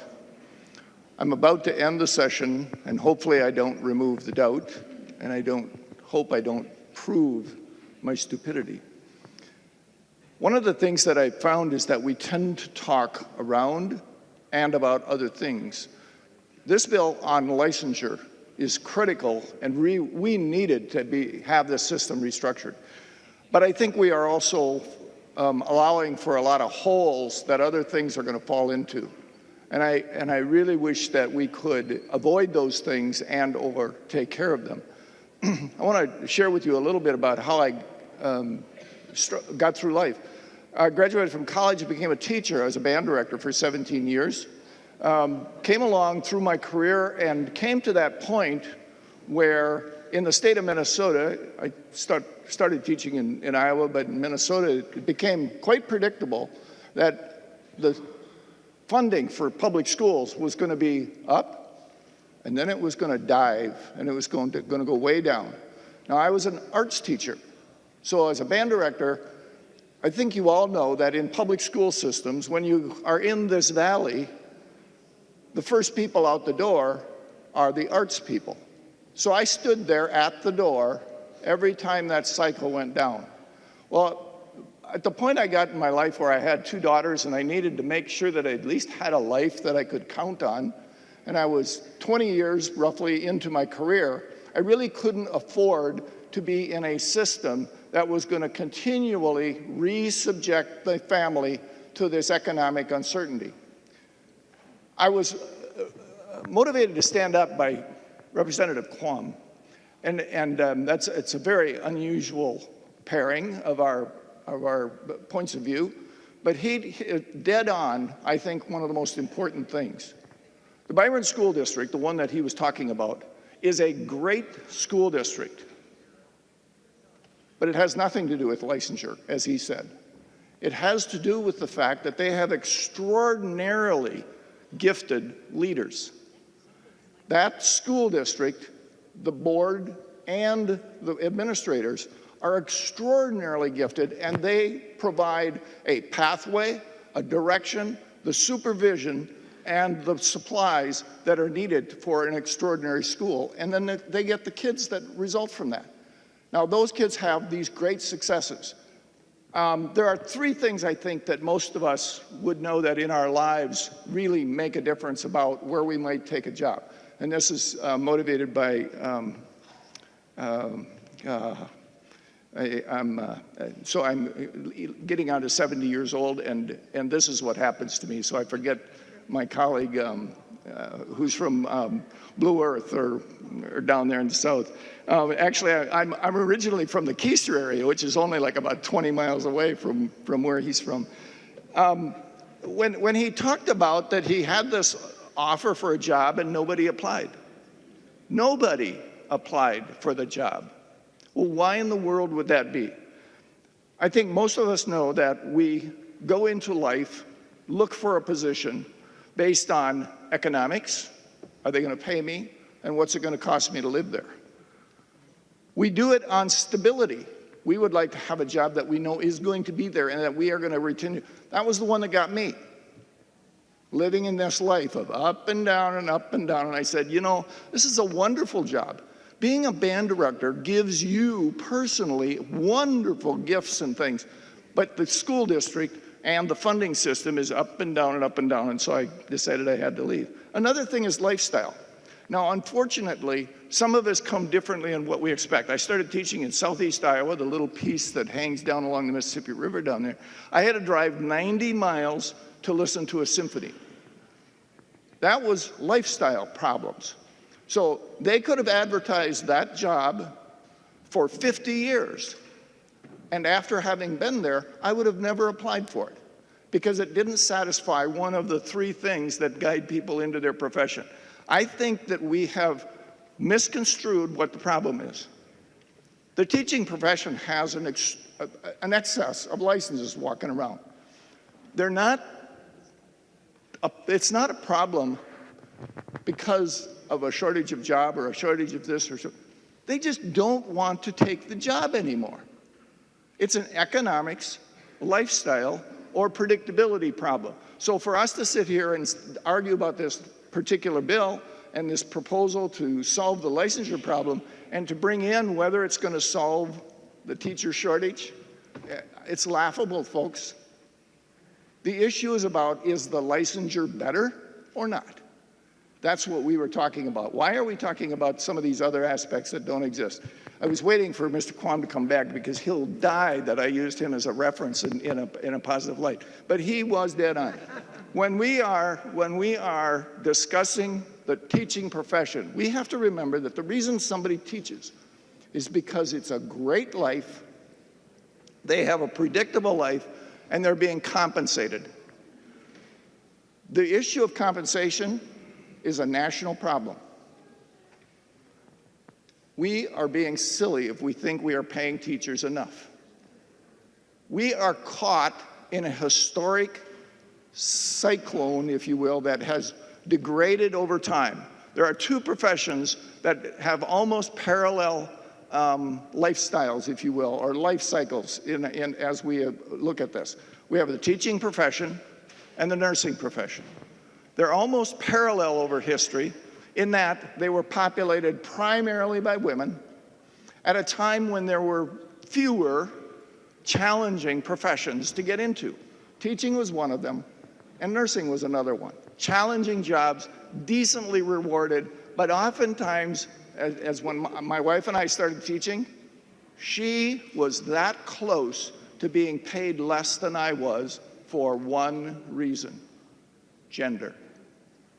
Can you imagine, you guys sitting up here, you know, these millennials all say, can you imagine a man and a woman coming together, same year, same age, going into the same job, and, oh, you know, you're the wife, so we'll pay you just a little less.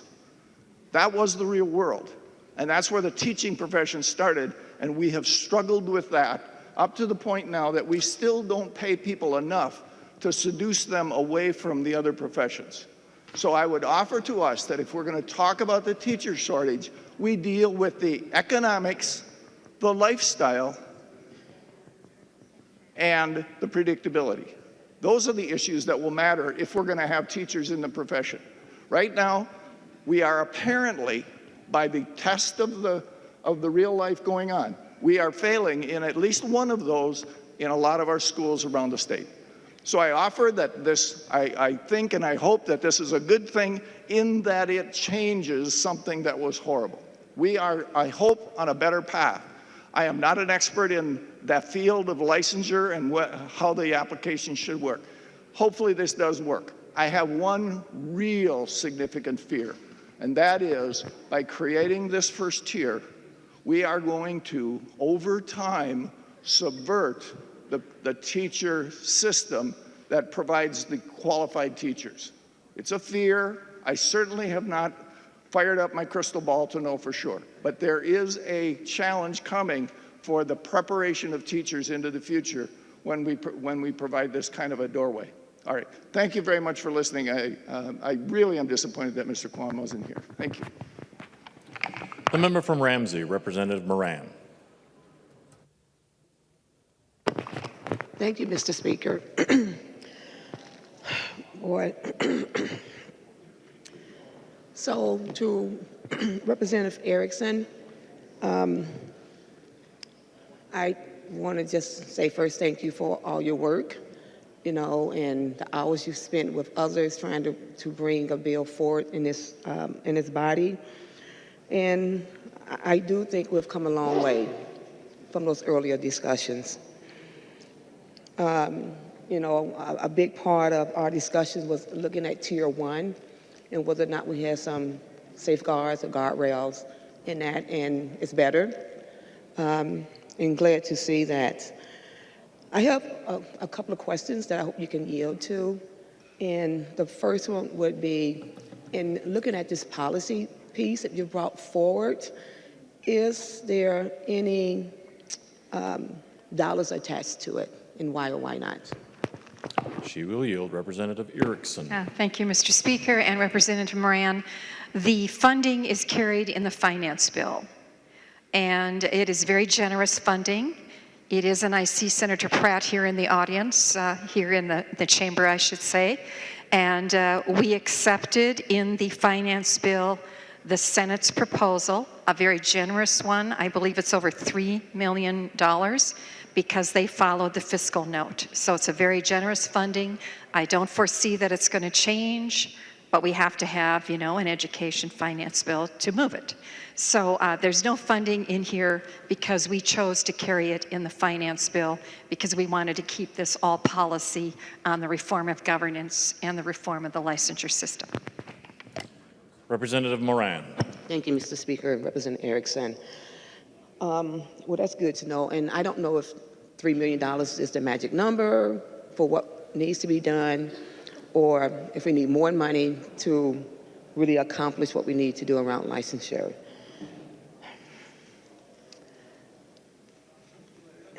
And I do understand that this bill is focused around licensure. But there's so much more, right, that I think we need. You know, we heard testimony after testimony about what kids and how kids are coming into the classroom. And, you know, can you talk about whether or not can you rise and, yeah, maybe it's not. Whether or not we have any paraprofessionals, any dollars for paraprofessionals, social workers at all in this bill. Representative Erickson. Thank you, Mr. Speaker. Representative Moran, in Tier 2, we have specifically designed this to bring paraprofessionals into the classroom. That would apply for Tier 3 as well, but especially Tier 2, because as you know, we have Grow Your Own program here in Minneapolis. We have other districts that are beginning teacher preparation programs that are homegrown. That, members, is a very good path to use, this alternative pathway where you have, you know, outstanding paraprofessionals, for example, who cross all ethnicity lines. It's so great to meet them, and they come with BAs to the paraprofessional. And so here is a welcoming step for them and an assurance that they can move through Tier 3, Tier 2 and be ready for Tier 3 because they've gone through a preparation program. They can count if they're teaching, because some of them will be teaching toward their probation. They can count 2 years toward their probationary period, which, as you know, is 3 years. So that's very encouraging. And I think should be of great hope to all of you to know that, you know, we are considering those others who are working in our schools. You raised the issue of social needs. Well, on the board now, we will have serving someone in the related fields. And as you know, social work is one of those related fields. So members, imagine that when the PELSB, the Professional Educators Licensing and Standards Board, as we call PELSB, is sitting down to a meeting and they're having discussions about how to change through rulemaking perhaps something in the licensure, that they are hearing from those related services in our school districts. So whether it's a psychologist or a social worker or a nurse, the governor's going to appoint someone in that related area, which is going to be just a really good addition to the discussion that this 11-member board will have about what is best for our teaching profession as we look at our changing demographics. Representative Moran. Thank you, Mr. Speaker. And that's good to know. But we do know currently we have like one social worker to, is it 743 students or is it 843 students? You know, but whether it's 700 or 800, one social worker to that many students is not enough. And so we have to figure out how we can do better to make sure that we are really in touch with what our young people needs to be successful in life. You know, one of the biggest things that I heard on the very beginning of this session within the Education Committee is each legislator talked about what they wanted to come out of our committee. And I heard a lot around we want to work on closing the achievement gap. And I agree, that is like one of my top priorities, because I think if we can do that and work to ensure that our kids are successful in school, they will be successful in life. But we got to find a way to make that connection. And, you know, education is a relational entity. It's relational. You know, we hear Representative Kwan talk about how successful and how great his school is, and that's awesome. But I bet that's because they have great relationships with the teachers and the body, with the students, and how they invest in those young people, and how those young people believe that they are being invested in by those who are at that school system. But that is not universal. That doesn't happen in every school building around the state. And so when we talk about how do we work to close the achievement gap, knowing that it's a relational piece that has to take place, and it's not a giving, especially in a district like mine that is so diverse. And as we look around the state and more parts of our state are becoming more diverse, we have to figure out how we can connect with all kids. And it's not just a given. It just isn't a given. That takes time, it takes experience, it takes, you know, time out to learn what that looks like and how you can connect with each other. I talk about ACEs in this body. I've mentioned it a few times, average childhood experience. And my hope is that we can take that into our public school systems, right? Because what it does, it allows teachers, when kids are coming into those buildings with all that they come into those buildings with, the teacher's not looking at them and saying, what is wrong with you? But they are able to say what is happening to you and be able to work from that place. And so when looking at that and investing in that, one of the things that, you know, what we don't have included in your bill is on that relationship point that I think needs to take place with teachers, whether they're in Tier 1, Tier 2, or Tier 3, that we need to have some cultural competence experience. We need to look at, you know, simple things like human relations. I mean, that is real, because we know what happens in the rural community doesn't work in the urban community. What goes in the urban community, people see it different in the rural community. What happens in the African American community is different from another community. And so if we're going to work towards closing the achievement gap, we got to be very, very intentional and make that a value. We need to make it a value. So, you know, I am so supportive of all the work that you've put in there into this bill around getting great teachers in the classroom. But getting great teachers in the classroom, we are human beings around human relationships and connecting to each other. And kids what I love about little kids or young kids is that they can see beyond the crap. They can see you. They know whether or not you care, whether or not you value them, whether you are supporting them, or whether or not you're there for them, or you don't even care. They know that. And so my hope is, you know, with all the hard work, you know, and I've been torn on this bill, I really have, because you know, not only if I see myself grow in this place, but seeing you grow and how you look at our educational system, you know, and I value that. But I'm really torn because of those two issues, that I think teachers really need to have some cultural competence training. Want to rise to that? Thank you.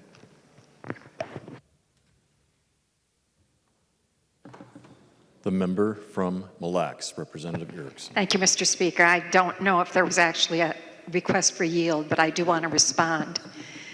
Members, human relations remains in rule, but we didn't put it in statute because it varies so much across the state and across the nation. But we do have cultural competency, Representative Moran, in every tier. So a Tier 1 will have to have cultural competency upon renewal. That staff development, that training, whatever a school district decides, that will be required.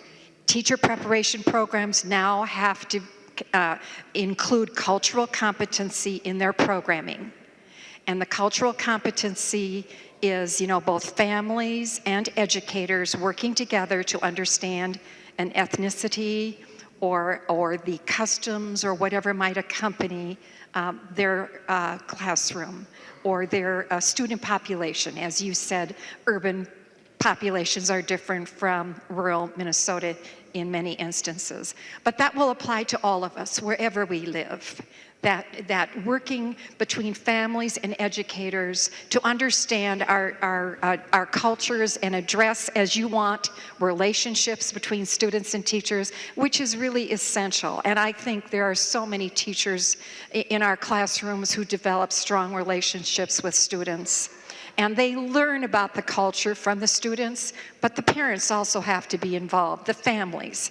And so I think you can have some relief, Representative Moran, that we have moved into another new innovation and reform in that we've included cultural competency in both teacher preparation and in the renewal process for a license.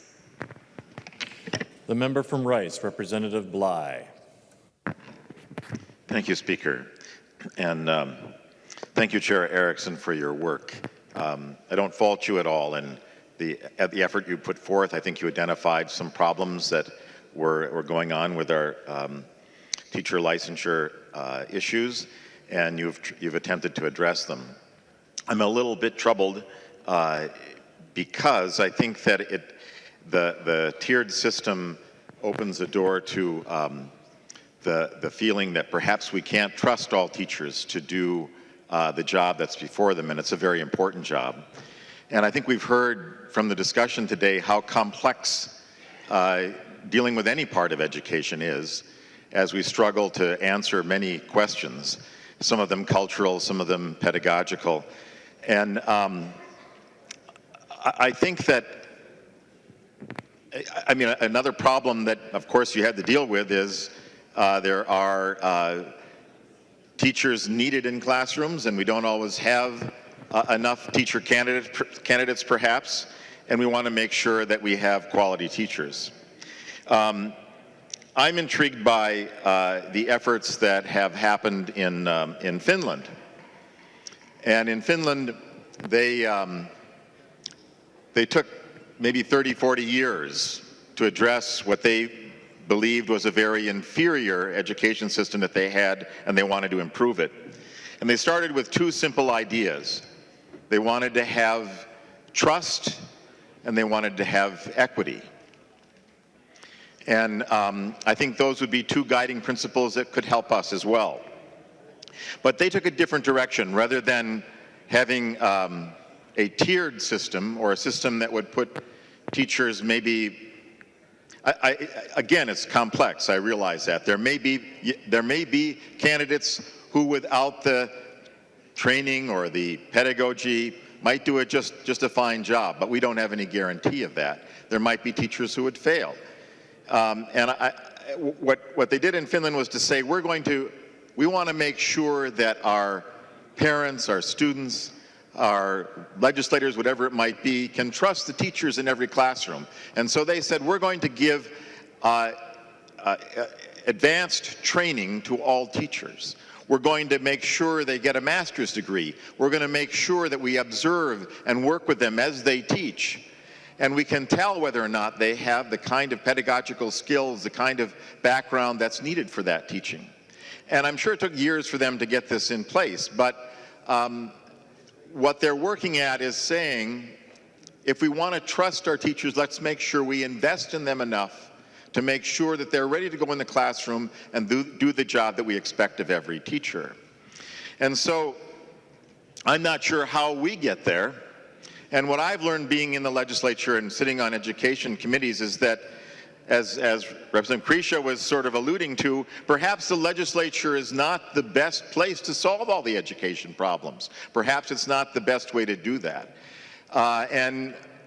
We don't always engage teachers. Sometimes we do through a process like you were talking about. but we don't always answer the questions that need to be answered. I think sometimes, too, we struggle with tradition, how we've done it in the past, how we want to think that that's really good and that's going to get us to the future. It may not. We might be trying to put a 20th century education system into a 21st century schooling. I know that there are schools and teachers doing great jobs in our system. I don't deny that. But I think we need to have a conversation as a society, as a culture, as a state, on how do we truly get to the education system that addresses the many complex issues we have. I think we can get there, but it's going to take a lot more work than we've been able to put to it. I hope that we can get there. As I said, I am still troubled by what having a tiered system will do to our future and causes me to question. And so I guess I can't fully support it, although I don't want to take away from the effort which you put forth, which I do respect and thank you for. The member from Mille Lacs, Representative Erickson. Thank you, Mr. Speaker. I know you're getting tired of my standing up, but Representative Mariani wanted me to point out that there's not a requirement in Tier 1 for cultural competency training, but what we discussed with the Commissioner was that this was an expectation that we have of districts that they, when they see the need, and you know, that's going to vary across the state, that they're going to take care of that one-time employee that they might have in the Tier 1 system. So we're going to, you know, put our faith in our school boards and in our great principals that we have out there, you know, who are evaluating the teachers and will also be evaluating Tier 1. In regard to what you're talking about, Representative Blind, I always enjoy having you on committee because I know you come from educating our students from a little different perspective. But you know, again, in the Omnibus Education Policy Finance Bill are several pieces of innovation. Senator Weber has an extensive piece on CTE, Career Technical Education, and there's a proposal in there that came from the Senate on being very innovative and trying some of the ideas that you have, like competency-based learning. That was in the bill. I don't know if it'll come back in the bill, but that was in the bill that the governor vetoed. And I think that's where you're usually headed, is what can the teacher do in the classroom to change from the traditional mode, which works, you know, in many instances, to a more innovative mode. And so those things were contained in the omnibus bill, and those are good ideas. There's also a codification of the innovation zones that exist now, like in some of your school districts, like Prior Lake and Farmington. That now was in the bill to be codified. So those innovation districts can go on forever, and they don't have to check back with the commissioner for approval because they're in place. So we have things that are ready to go.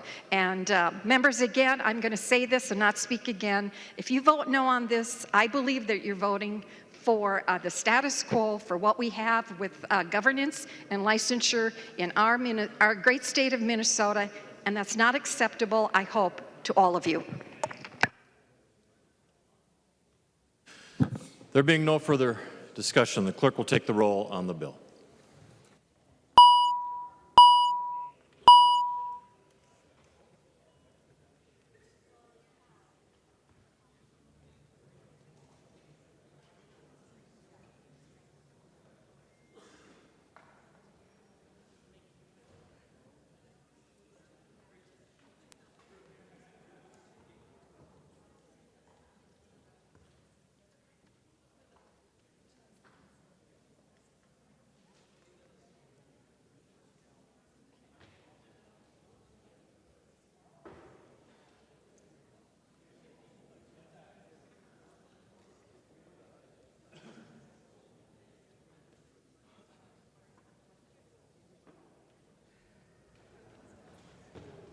Clerk will close the roll.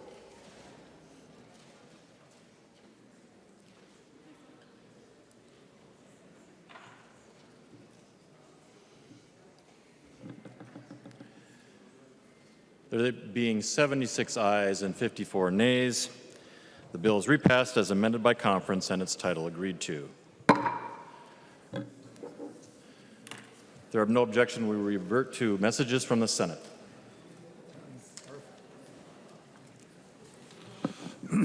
Message from the Senate, Mr. Speaker, and this is the Hamilton motion. I hereby announce the passage by the Senate of the following House file herewith returned as amended by the Senate, in which amendments and concurrence of the House is respectfully requested. House file number 1545, an act relating to agriculture. The message is signed Cal R. Ludeman, Secretary of the Senate. Hamilton moves that the House refuse to concur in the Senate amendments to House File number 1545, and that the Speaker appoint a conference committee of 5 members of the House, and that the House requests that a like committee be appointed by the Senate to confer on the disagreeing votes of the two houses. Call upon the member from Cottonwood, Representative Hamilton.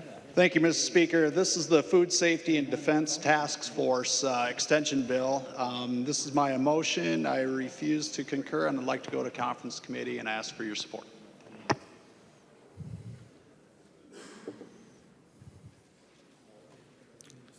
Any discussion? All those in favor say aye. Aye. Opposed, nay. Motion prevails. Message from the Senate, Mr. Speaker, and this is the Dean M. motion. I hereby announce the Senate refuses to concur in House amendments to the following Senate file. Senate file number 799, an act relating to state government. The Senate respectfully requests that a conference committee be appointed therein. The Senate has appointed as such committee Senators Benson, Abler, Housley, Udke, and Laurie. The message is signed Cal R. Ludeman, Secretary of the Senate. Dean M. moves that the House accede to the request of the Senate and that the Speaker appoint a conference committee of 5 members of the House to meet with a like committee appointed by the Senate on the disagreeing votes of the two houses on Senate file number 799. I call the member from Washington, Representative Dean M. Thank you, Mr. Speaker and members. This is an interagency bill. There's a slight disagreement between the House and Senate. That is my motion. All those in favor of the motion, please signify by saying aye. Opposed, nay. Motion prevails. Message from the Senate. This is the Heinzman's motion. Mr. Speaker, I hereby announce that the Senate refuses to concur in the House amendments to the following Senate file. Senate file number 844, an act relating to the environment. The Senate respectfully requests that a conference committee be appointed therein. The Senate has appointed as such committee Senators Ingebrigtsen, Rude, Westrom, Matthews, and Tomassoni. The message is signed Cal R. Ludeman, Secretary of the Senate. Heinzman moves that the House accede to the request of the Senate and that the Speaker appoint a conference committee of 5 members of the House to meet with a like committee appointed by the Senate on the disagreeing votes of the two houses on Senate file number 844. I call upon the member from Crow Wing, Representative Heinzman. Thank you, Mr. Speaker. This is a bill extending an existing Class 1 demolition debris landfill for 5 years. I move to not concur. The bill will have to go to conference. All those in favor of the motion, please signify by saying aye. Aye. All opposed, no. Motions prevail.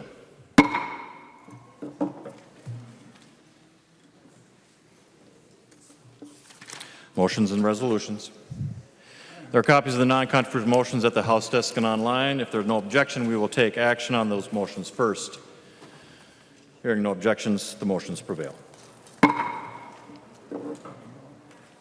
Motions and resolutions. Anderson S. moves that Senate file number 1694 be recalled from the Committee on State Government Finance and be re-referred to the Committee on Rules and Legislative Administration. Call upon the member from Carver, Representative Nash. Thank you, Mr. Speaker and members. Chair Anderson stepped out, so she asked me to fill in for her.